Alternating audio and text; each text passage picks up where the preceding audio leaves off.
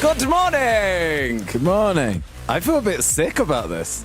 You are no longer, we would say this sentence, Harry from One Direction. You are now Harry Styles' solo artist.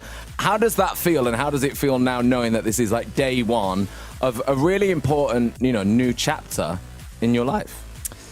It's a bit weird. I feel like I've been hibernating in the studio for so long. And you kind of hear it in like the safety of the studio and everything. And now it's time to like give birth. Give birth. Yeah. The 9 months are over. The baby's been a brewing. Yeah. It's a good song, isn't it?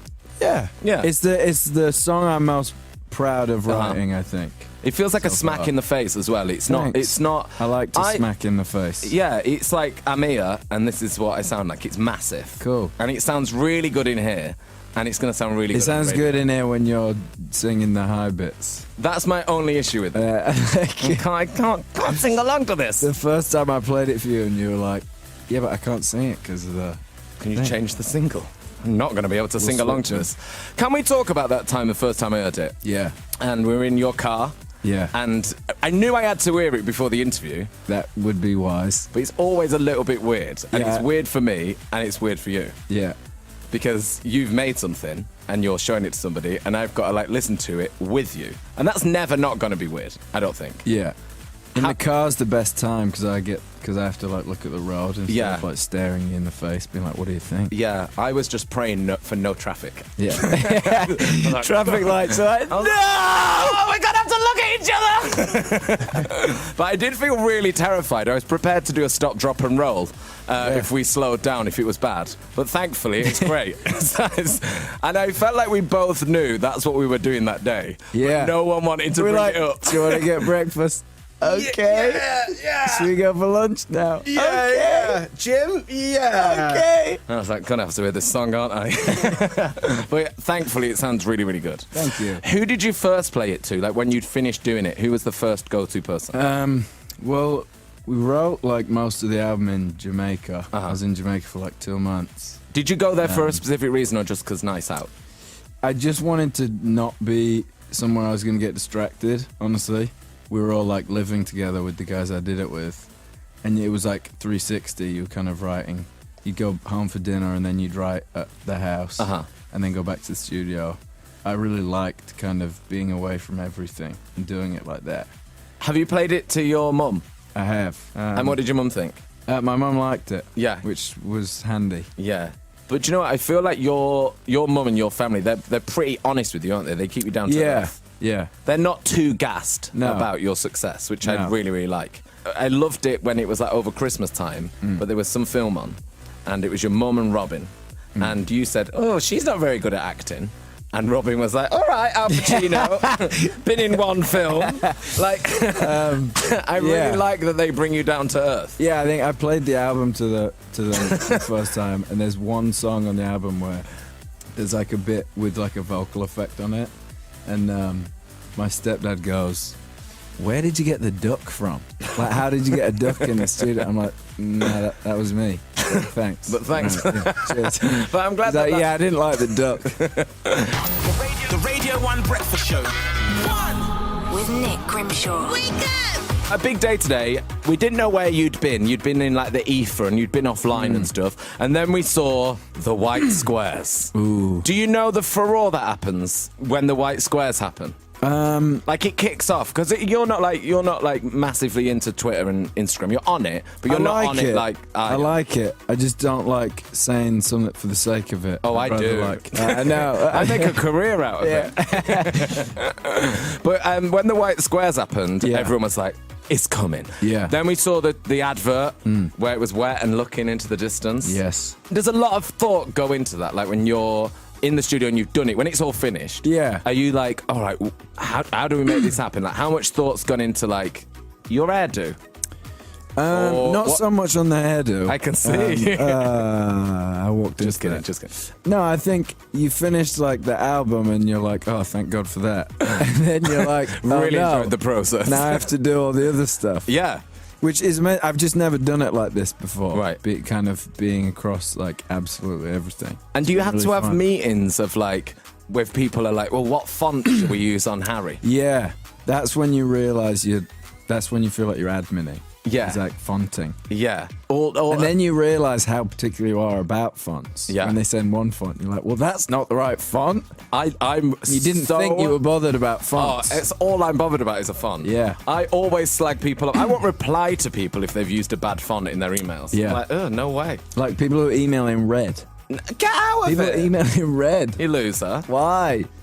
God, someone emailed me once in Comic Sans and I vomited. It's disgusting. I saw an article online yesterday about the man who designed Comic Sans defending himself. I thought it was amazing. He was like, he's defending his font. I was like, will you defend your font? Absolutely. I would. You live. And then do you have to do anything to get into the frame of mind of being back in the public eye and like, you know, I'm going to like meditate more, I'm going to work out more, get more sleep? Is there anything you have to do to sort of condition your brain for this? Yeah, I think I've definitely been like, all right, because I've been hibernating for sure, kind of trying to get it all ready. Because this is going to be the start of promo. And I guess Yeah. the first time you've ever done it on your own.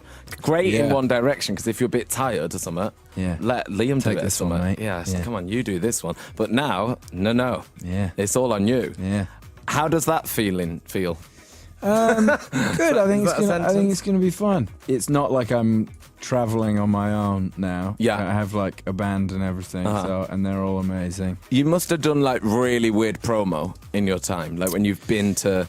I There's feel like been Spain does some. weird stuff.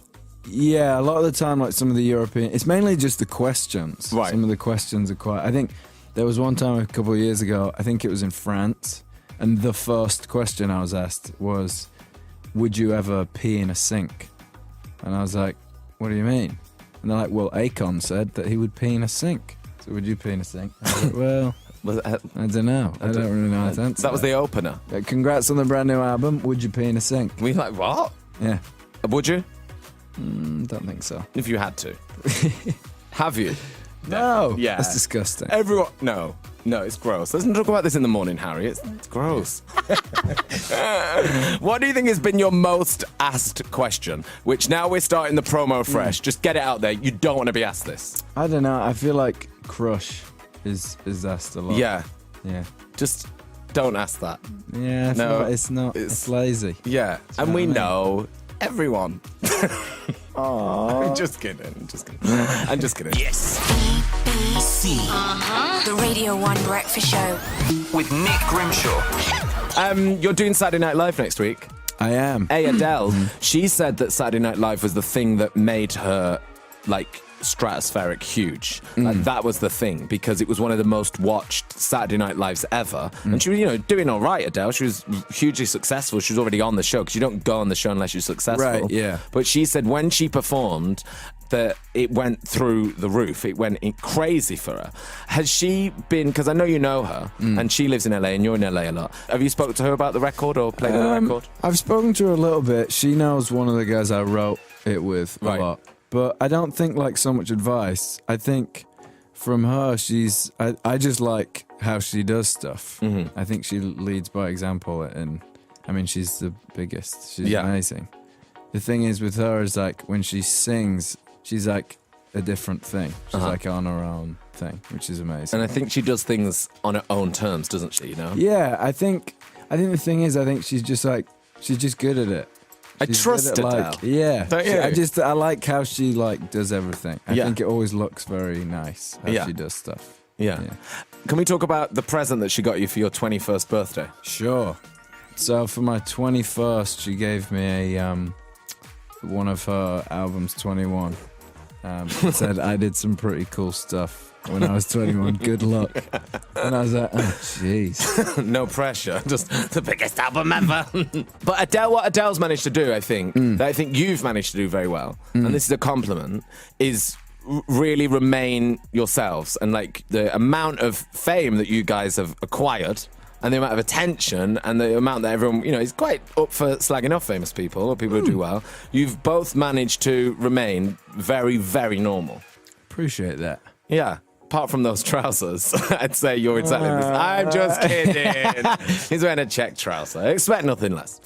Is it quite hard to stay grounded because your life is not normal? Like you can't just go out without someone going, Harry Styles. I think it's easier if, like, in the way that I like to separate stuff from working and kind of being at home with family and stuff. I Right. think when you separate it, it's easier to kind of see it for what it is. I Right. think when you let it become everything and that's kind of your whole life, I think then it's easy to get a bit lost in it. But I'm lucky. I have amazing friends and my family is amazing. So I think they make it easier to keep the separation between the two, Yeah. which makes it easier for me. Is it easier in LA?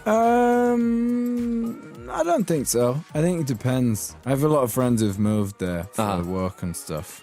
But I like both. I love living in London. It's I'm here most of the time. It's probably easier to get like a nice kale salad in LA because I know you experienced that drama last night. Yeah, I had some friends over from. Oh God, get a load of this, guys. He had a I nightmare. had some friends in from LA, and they were like, "Let's order in for dinner." And I was like, "Cool." And they were like, "Let's just get some salads or something." And I was like, "You don't really do that here. Don't really I don't happen. really know anywhere you can order in a salad." No, I mean, it doesn't travel. No. Do you ever miss, like, what food do you miss from it, though? I miss fruit pastels. Yeah. Branston pickles, a big one. Yes. And a roast dinner. Yeah, roast dinner. I roast dinner. Do you ever make a roast dinner at your house? In LA? I have done, yeah. Yeah. I tried to do that once in your home, and you had no pans. Like, Yeah, no, I've got more no, pans now. No cooking stuff. I've got more pans now. And me and my friend Remy, or our friend Remy, we were like, we'll buy him a chicken, we'll get him roast potatoes. Pop Yeah, star I have kitchen. pans now. You got pans I did get now? some pans. Okay, yeah. congratulations Thank on you. that. A new single, new pans. New pans. You're a new man, Harry. I feel my life is looking up. It's doing all right, isn't it? The Radio 1 Breakfast Show. With Nick Grimshaw. But this, I feel like, is the most anticipated song of the year. I don't know. Yeah, it is. I'm telling you, it is. Do you want to be? Thank you. Do you want to be my email chain for the last week? It's anticipated. Yeah, okay, yeah. It's very, Thanks. people are excited about this. Thank you. And So am I. It's very exciting that we get to play this for the first time to the world. And so exciting, in fact. So many people have been in touch. I've been basically harassed by Harry Styles fans for the past week or so, when, you know, since they've known this has been happening. And I thought I'd reach out to some of your peers to get some questions. Okay. So we're gonna hear from some famouses, some people from the world of music who love Harry, Thank you. and they wanted to send in a message and a question. So you have no idea about these people, do you? I don't know who's on here. This is a surprise. On this one. On this little computer next to you, if you give that a little tap A for me, little tappy tap. a little tappy tappy, you'll have a question from one of your celebrity fans. Okay. Now? Yeah. Hello, Harry Styles. My name's Chris. I've been a fan of yours for a long, long time. You're the biggest face on my One Direction tattoo. And I was just wondering, I wrote to the fan club, Harry Styles fan club, to see about if I could be working there as a job. Like, I'll clean anything, you know. But no one wrote back to me. And I was wondering if you could tell me what would be the best way of advancing. I'm in a job right now that I like, but I would give it all up to run your fan club. So this is really just like an application letter to you. Let me know. All the best, man. There we go, Christopher Martin there, with a question to run the fan club. I'd say that he has to focus on what he'd like to do at the fan club. Okay.